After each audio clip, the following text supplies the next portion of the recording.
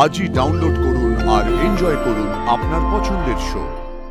আমার ইচ্ছে পূরণ হবে কি হবে না সেটা আমার মেধার উপর নির্ভর করে না, আমার যোগ্যতার উপরও নির্ভর করে না। নির্ভর করে সেই বড় লোকের সন্তানের উপর যে ক্লাসে আমার পাশের সিটটা পেয়েছে। আমি গরিব মানুষের সঙ্গে মিলেমিশে ওদের হয়ে কাজ করার চেষ্টা করি একদমই নিজের আনন্দে।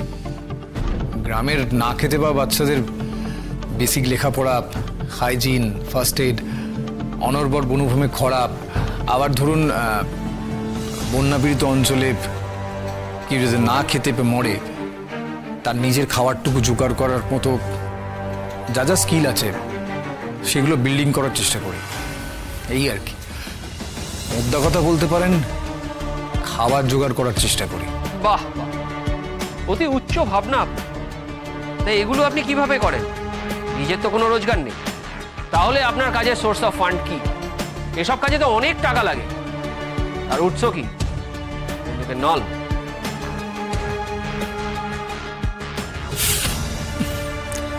রবি ঠাকুরের একটা কবিতা আছে, ছেলেবেলায় স্কুলে পড়াতো। এক বৌদ্ধ ভিক্ষুণী দুর্ভিক্ষ পীড়িত গোটা নগরীর খাবারের দায়িত্ব নিয়েছিল। তাকেও সকলে প্রশ্ন করেছিল, কি আছে তোমার ভান্ডারে? সে বলেছিল, আমার ভান্ডার আছে ভরে তোমার সবাকার ঘরে ঘরে। আমারও তাই। আমি মানুষের কাছে গিয়ে হাসি মুখে হাত পাতি, একরকম ভিক্ষে করি বলতে পারেন। যার কাছে একটু বেশি আছে তার কাছে নিঃসহায়দের জন্য হাত পাতি। যে যেরকম দেয় তা দিয়ে সামান্য নুন ভাতের জোগাড় হয়ে যায়, এটুকুই বলতে পারি। বাহ, এ তো একেবারে রবিনহুডের গল্প। রবিনহুড তো শুনেছি বড় লোকদের থেকে চুরি করে গরিবদেরকে দান করতেন। আমাদের দেশে যদি বড় লোকদের থেকে চুরি করতে পারতাম তাহলে কি আর গরিবদের খাবার অভাব থাকতো স্যার? ও, তার মানে আপনি বলছেন যে আপনি সেটা পারলে করতেন, মানে বড় লোকদের কাছ থেকে ডাকাতি করে টাকা আনতে পারতেন, তাই তো? সে তো কত কি হলে কত কি হতো, সেসব কথা ভেবে আর কি লাভ। ইঞ্জিনিয়ারিং পড়ছিলেন তো, শেষ করলেন না কেন? শেষ করলে তো অন্তত ভিক্ষে করতে হতো না, এই ডাকাতি না করে রবিনহুডগিরি করতে পারতেন। আমি গরিবের ছেলে স্যার, আমার ইচ্ছের কি দাম আছে বলুন তো? আমার মতো অজগায়ের গরিব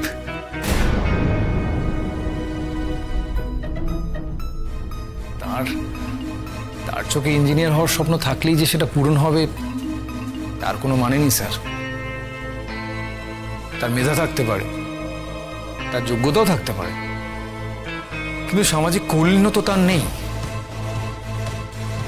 তাই আমাদের স্বপ্ন পূরণ হয় না। তাই না? কেন? দেশে গরিব হওয়া খুব ঝামেলার। আমার ইচ্ছে পূরণ হবে কি হবে না সেটা আমার মেধার উপর নির্ভর করে না, আমার যোগ্যতার উপরও নির্ভর করে না। নির্ভর করে সেই বড় লোকের সন্তানের উপর যে ক্লাসে আমার পাশের সিটটা পেয়েছে। সে কি মনে করে আমি তার সহপাঠী হওয়ার যোগ্য? আমি তার পাশের সিটে বসলে তার সামাজিক সৌজন্যতাতে কি কোনো রকমের ধাক্কা লাগছে? যদি সে মনে করে যে আমি তার পাশে বসলে তার অসম্মান হচ্ছে, তাহলে আমাকে মেরে ধরে আমার বাবা মা তুলে গালাগাল দিয়ে আমাকে বের করে দেওয়াই যায়। আর আমার ক্ষেত্রে ঠিক তাই হয়েছিল। আমার কলেজ সিদ্ধান্ত নিয়েছিল আমি থাকা মানে অশান্তি ডেকে আনা, আর তাই আমার খাতে একটা ট্রান্সফার সার্টিফিকেট ধরানো হয়েছিল। উনি তো ঠিকই বলেছেন, সত্যি তো এরকম হয়। আজকের দিনে দাঁড়িয়েও এই ঘটনা ঘটে, অথচ এ নিয়ে আমরা কিছু ভাবিই না। কত ছেলে মেয়েদের জীবন নষ্ট হয়ে যায় এই কারণে। সেই তো, ক্রান্তিদা প্রতিবাদ করেছিল, তাই সমাজের চোখে ক্রান্তিদা খারাপ। Point to be noted your honour, ক্রান্তিভূষণের কথার মধ্যে সিস্টেমের বিরুদ্ধে, দেশের ব্যবস্থার বিরুদ্ধে এবং অ্যাডমিনিস্ট্রেশনের বিরুদ্ধে বিরূপ মনোভাবের গন্ধ পাওয়া যাচ্ছে। I object your honour. মানে পিয়ালবনি মেডিকেল ক্যাম্পে গুলি চালনার শুনানিতে এখন কান্তিভূষণের কলেজের ইতিহাস শুনতে হবে। মাননীয় পিপি এই ধরনের লাইন আপ কোশ্চেন কতদিন চালিয়ে যাবে? তার কি কোনো উত্তর আছে ওনার কাছে? আদালতের কি এত সত্যিই সময় আছে? তাহলে তো আদালতে বেশ গল্প গুজব করা যায় দেখছি। সাস্টেন মিস্টার মিত্র, আপনি কেসের প্রিমাইসিসের মধ্যে থাকুন। আপনাকে আমি বারবার বলছি। Yes sir. ক্রান্তিভূষণ, নীলাঞ্জনার সাথে কোথায় কিভাবে আলাপ? ইওর অনার, এই ঘটনা আমরা কিন্তু নীলাঞ্জনা মুখার্জির বয়ানে শুনেছি। এই ঘটনা আবার পুনরাবৃত্তি, মানে কোর্টের সময় নষ্ট আর কি। ইওর অনার, আমার লার্নেড ফ্রেন্ড কি এটা প্রথম দেখছেন যে একই ঘটনা বিভিন্ন সাক্ষীর কাছ থেকে জানতে চাওয়া হয়? তবে তো মিস্টার হাঁসদা, আপনার অভিজ্ঞতা নিয়েই আমার বিচারের কাজ চলে যাবে। পার্সোনাল অ্যাটাকের জায়গা নয় mister Mitra. Objection overruled. Please be proceed mister Mitra. ট্রেনে আপনার সাথে ঠিক কিভাবে আলাপ হয়েছিল? আমি যে কম্পার্টমেন্টে ছিলাম, নীলাঞ্জনাও একই কম্পার্টমেন্টে ছিল।